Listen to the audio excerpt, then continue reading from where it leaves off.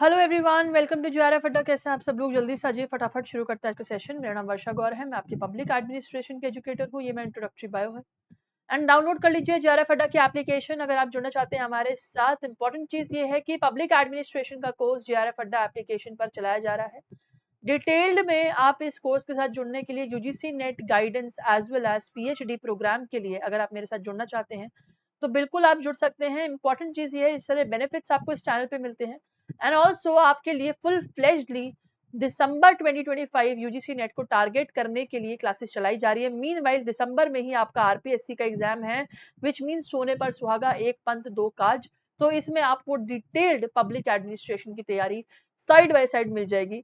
So important चीज ये है कि ये सारी चीजें आपको पब्लिक एडमिनिस्ट्रेशन से रिलेटेड जेआरएफ अड्डा प्लेटफॉर्म पर मिल रही है। एंड जेआरएफ अड्डा पर ना सिर्फ पब्लिक एडमिनिस्ट्रेशन बल्कि बहुत सारे सब्जेक्ट्स आपको मिल रहे हैं, जिसमें से मैं आपको पब्लिक एड पढ़ाती हूँ। ये हमारा हेल्पलाइन नंबर है जिस पे आप कांटेक्ट कर सकते हैं एंड इस सब्जेक्ट के साथ जुड़ सकते हैं, इस डिफरेंट डिफरेंट कोर्सेज के साथ जुड़ सकते हैं। आज हम बात करने वाले हैं क्या ऑन गोइंग एमए मास्टर्स वाले कर सकते हैं यूजीसी नेट में अप्लाई। मतलब कि एक बेसिक प्रॉब्लम रहता है सब लोगों को कि मैम हम परस्यू कर रहे हैं मास्टर्स, तो क्या हम यूजीसी नेट का एग्जाम दे सकते हैं, क्या हम यूजीसी नेट के लिए एलिजिबल है। तो उसके बारे में थोड़ी सी बात कर लेती हूँ। देखो, जर्नल गाइडेंस की बात करूँ, जर्नल जो है आपकी गाइडलाइंस मिली है यूजीसी नेट 2025 की तरफ से, और इसमें ये बात साफ साफ लिखी है कि आपको एक तो मास्टर्स डिग्री क्वालिफाई होनी चाहिए when you are applying for JRF. ठीक है, when you are applying for JRF आपके लिए मास्टर्स डिग्री आपकी कंप्लीट होनी चाहिए।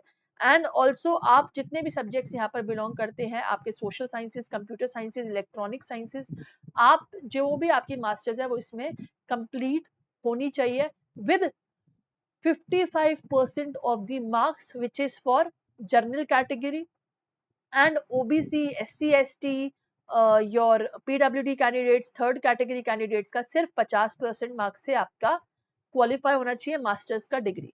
इंपॉर्टेंट बात यह है कि जो कैंडिडेट मास्टर्स परस्यू कर रहे हैं उनको क्वालिफाइंग मास्टर्स डिग्री यानी कि फाइनल ईयर परस्यू लिखना पड़ेगा अपने एग्जामिनेशन में। आपको फॉर्म मिलेगा, उसमें आप रिजल्ट अवेटेड लिख सकते हैं।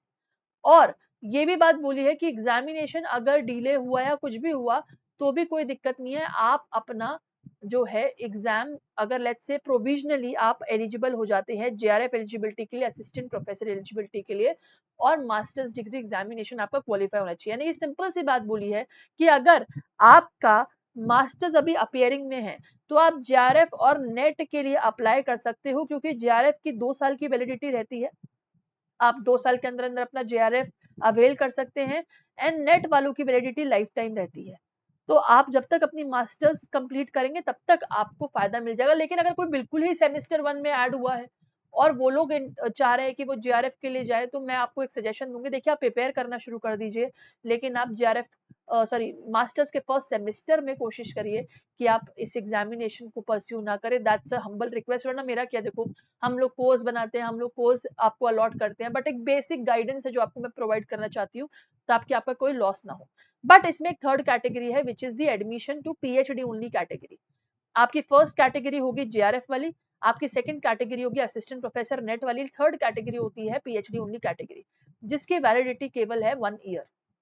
सो इसके अंदर अगर मास्टर्स डिग्री या कोई भी एग्जाम आपका कंप्लीट नहीं हो पाया विद इन द टाइम, तो आपका ये एक्सपायर भी हो जाएगा, कोई फायदा नहीं। तो कोशिश यही करिए कि अगर आप पीएचडी ओनली कैटेगरी के लिए अप्लाई कर रहे हैं तो आपका मास्टर्स एटलीस्ट कंप्लीट हो।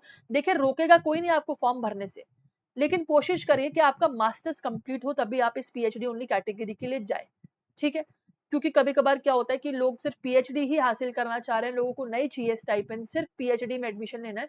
सो आप लोग बिल्कुल उसके लिए भी जा सकते हैं। लेकिन कोशिश करिए या तो आप अपने सेकंड सेमेस्टर्स के एग्जाम, फोर्थ सेमेस्टर्स के एग्जाम दे चुके हो तब तो कुछ फायदा भी है, या फिर अगर आपका कुछ एक एग्जाम कुछ रहता है, बैक रहता है, कोई इशू नहीं है, आप लोग बिल्कुल दे सकते हैं।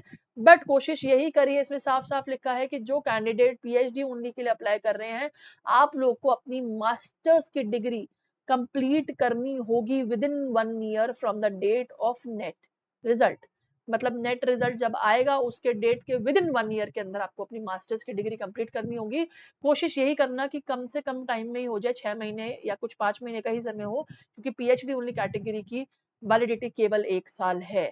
तो यहाँ आप थोड़ा अटक सकते हैं। आई होप आपको समझ में आया हो। इसके अलावा आपके जो भी प्रश्न आप बिल्कुल पूछ सकते हैं, कमेंट सेक्शन आपके लिए खाली है, आप बिल्कुल कमेंट्स कर सकते हैं। मैं आपके इसी डाउट्स को और लेकर आती रहूंगी। आपका जो भी सवाल होगा बिल्कुल पूछ सकते हैं। ऑफलाइन में जेआरएफ अड्डा पर पेपर 1 एंड पेपर 2 के कोर्सेज चलाए जा रहे हैं विद प्रॉपर डिस्काउंट, तो आप कांटेक्ट कर सकते हैं हेल्पलाइन नंबर को और बातचीत कर सकते हैं आपको कोर्स अगर अवेल करना है तो।